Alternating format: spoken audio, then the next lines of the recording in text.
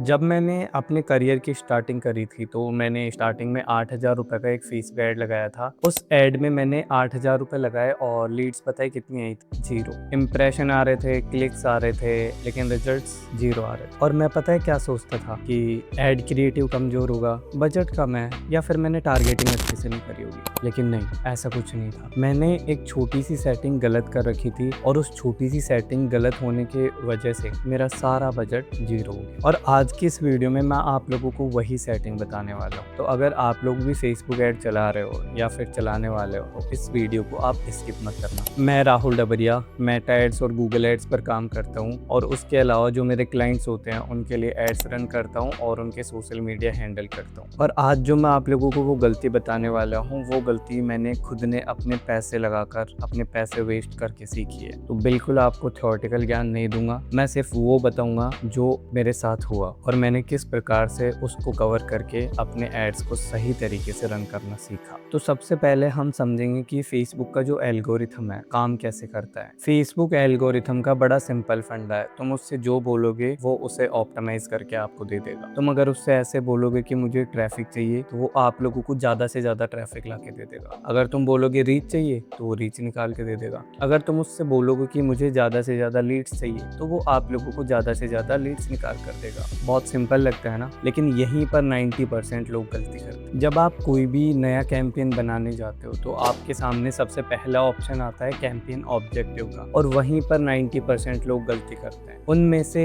जो बिगिनर्स लोग होते हैं वो पता है क्या करते हैं, वो कैंपेन ऑब्जेक्टिव में अपना ऑब्जेक्टिव ट्रैफिक को सिलेक्ट कर लेते हैं। वो सोचते हैं कि ज़्यादा ट्रैफिक आएगा मतलब ज़्यादा लोग देखेंगे, और ज़्यादा लोग देखेंगे ज़्यादा रीच आएगी तो उनके पास ज़्यादा से ज़्यादा लीड्स आएगी। लेकिन ऐसा बिल्कुल नहीं, बिगिनर्स का ये लॉजिक बिल्कुल गलत होता है। ट्रैफिक ऑब्जेक्टिव का एक ही काम है, ज़्यादा से ज़्यादा ऐसे लोग ढूंढना जिनको लिंक क्लिक्स करने की आदत हो रखी है, जो लोग ज़्यादा से ज़्यादा दिन में 10 से 15 एड्स पर क्लिक करते हैं। उनके अलावा जो लोग ज़्यादा से ज़्यादा वेबसाइट ब्राउज करते हैं, और उसके अलावा ऐसे लोग ज़्यादा से ज़्यादा स्क्रॉल करते रहते हैं। अब मुझे ये बताओ कि अगर आपका कोई प्रोडक्ट या सर्विस है तो ऐसे लोग क्या आपके प्रोडक्ट या सर्विस को खरीदेंगे क्या? नहीं ना, बिल्कुल नहीं खरीदेंगे। ये लोग क्लिकर्स है, बायर्स नहीं है। और मैंने जब स्टार्टिंग में अपना ऐड लगाया था ना तो मैंने इन्हीं क्लिकर्स को अपना ऐड दिखाया था, और जो मेरे ऐड अकाउंट में जितना भी पैसा था वो इन्हीं के ऊपर वेस्ट हुआ था। फेसबुक के पास हर यूजर की पास्ट बिहेवियर का डाटा रहता है। उसे पता होता है कि किसने व्हाट्सएप पे रिप्लाई दिए, किसने लिंक क्लिक करे और कौन लोग हैं जो रेगुलरली बाय करते रहते हैं। तो जब आप अपना ऑब्जेक्टिव लीड सेलेक्ट करते हो तो उसके बाद में फेसबुक खुद उन्हीं लोगों को आपका ऐड दिखाता है जो ज़्यादा से ज़्यादा लीड्स या फिर फॉर्म फिल करते हैं। तो आप लोगों को सिर्फ अपना ऑब्जेक्टिव सही रखना है, बाकी का काम एल्गोरिथम खुद संभाल लेगा। मेरे उस 8,000 वाले कैंपेन का डाटा देखो, सेम ऑडियंस सेम क्रिएटिव, बस ऑब्जेक्टिव चेंज करा था। जहाँ पर मुझे 8,000 रुपये में 0 लीड्स मिली थी वहीं पर मुझे 5,000 रुपये में 23 लीड्स मिली है। तो ये है सही ऑब्जेक्टिव सिलेक्ट करने का रिजल्ट। अगर आप लोगों ने गलत ऑब्जेक्टिव सेलेक्ट करा तो आप लोगों को पता चल जाएगा कि ये कितना ज़्यादा कॉस्टली हो सकता है आप लोगों के लिए। अब मैं आप लोगों को कुछ रूल्स बता रहा हूँ, उन रूल्स को आप नोट कर लेना। अगर आप लोगों को अपने बिजनेस के लिए लीड्स चाहिए तो उसके लिए आप लीड ऑब्जेक्टिव सेलेक्ट करोगे, जिसमें आप लोगों को व्हाट्सएप पर अपने लीड्स को ले सकते हो। व्हाट्सएप के अलावा कोई उनसे फॉर्म फिल करवा सकते हो। अगर आप लोगों को अपना कोई प्रोडक्ट सेल करना है जैसे कोर्स, अपनी कोई सर्विस या फिर कोई ई कॉमर्स का प्रोडक्ट, तो उसके लिए आपका ऑब्जेक्टिव रहेगा सेल्स।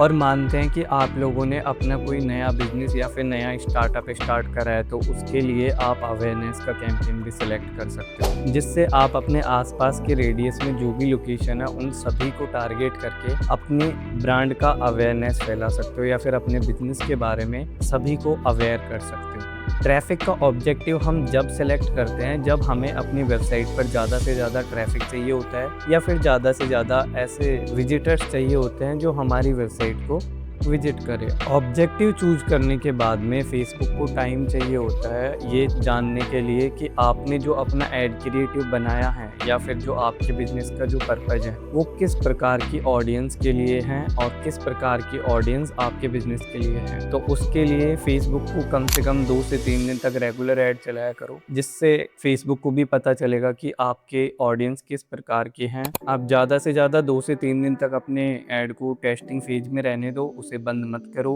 अगर आप लोग किसी और बिजनेस के लिए अपने एड्स रन कर रहे हो तो उनसे बोलो कि मिनिमम 7 दिन तक आप लोगों को ये टेस्टिंग फेज करानी पड़ेगी, जिसमें फेसबुक को भी पता चल जाएगा कि आपका जो गोल है वो एंड गोल क्या है कैंपेन चलाने का। कई लोग क्या कर रहे होते हैं कि वो 1 से 2 दिन अपना एड कैंपेन चलाया और अगर उसमें उनको रिजल्ट्स नहीं मिले तो वो अपने कैंपेन को बंद कर देते हैं। तो ये वाली गलती आप लोगों को बिल्कुल भी नहीं करनी। एक लास्ट और सबसे बड़ी गलती जो अक्सर बिगनर्स करते हैं, एक एड कैंपेन में वो 5 से 6 एड सेट बना देते हैं और उन एड सेट्स के अंदर भी वो मल्टीपल्स एड कॉपीज रखते हैं और उनका बजट पता है कितना होता है? 300 रुपये पर डे। उससे पता है क्या होता है, जो आपने अलग अलग एड सेट क्रिएट करे हैं उन सभी एड सेट को 50-50 रुपये का बजट मिला है। अब आप खुद सोचो, अगर इतना कम बजट दोगे तो फेसबुक कैसे उनको टेस्ट कर पाएगा अच्छे तरीके से और किस प्रकार से आपके लिए वो डाटा गैदर करेगा। तो ये वाली गलती भी आप लोगों को स्टार्टिंग में नहीं करनी है। सिंपल सा रूल है, जब आप स्टार्टिंग कर रहे हो अपने एड्स की जर्नी की तो आप लोगों को एक कैंपेन के अंदर 1 से 2 एड सेट रखने हैं और उन 1-2 एड सेट के अंदर भी आपको 1 से 2 ही एड कॉपी रखनी है। आपके बजट को कंसंट्रेट करके रखना है ताकि ज़्यादा से ज़्यादा डाटा कलेक्ट कर पाए फेसबुक, और जितना भी डाटा कलेक्ट होगा उसके बाद में ही हम उस एड को स्केल करेंगे जो हमारे लिए अच्छे रिजल्ट्स लाकर दे रहा होगा।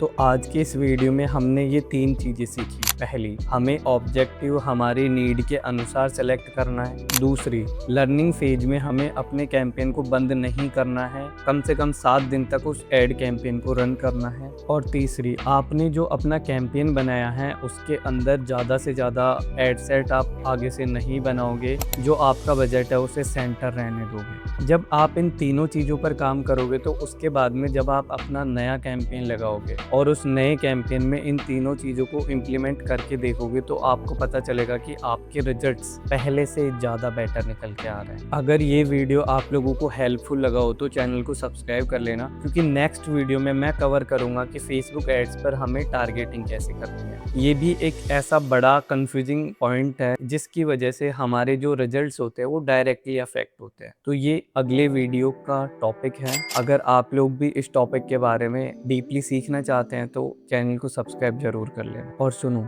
अब जब तुम लोगों ने अपना ऑब्जेक्टिव सही सिलेक्ट कर लिया है तो आपके सामने एक और बड़ी प्रॉब्लम आने वाली है। आपकी ऑडियंस ब्रॉड रखनी है या फिर नैरो रखनी है, ये एक बहुत बड़ा कंफ्यूजन है। तो इसमें भी एक ऐसी सेटिंग होती है जो ज़्यादातर लोग गलत करते हैं और उसी की वजह से ऑब्जेक्टिव सही करने के बावजूद भी उन लोगों के रिजल्ट्स एवरेज रहते हैं। तो उसको हम नेक्स्ट वीडियो में कवर करेंगे। तब तक आप नोटिफिकेशन ऑन कर लेना और फिर मिलते हैं नेक्स्ट वीडियो में।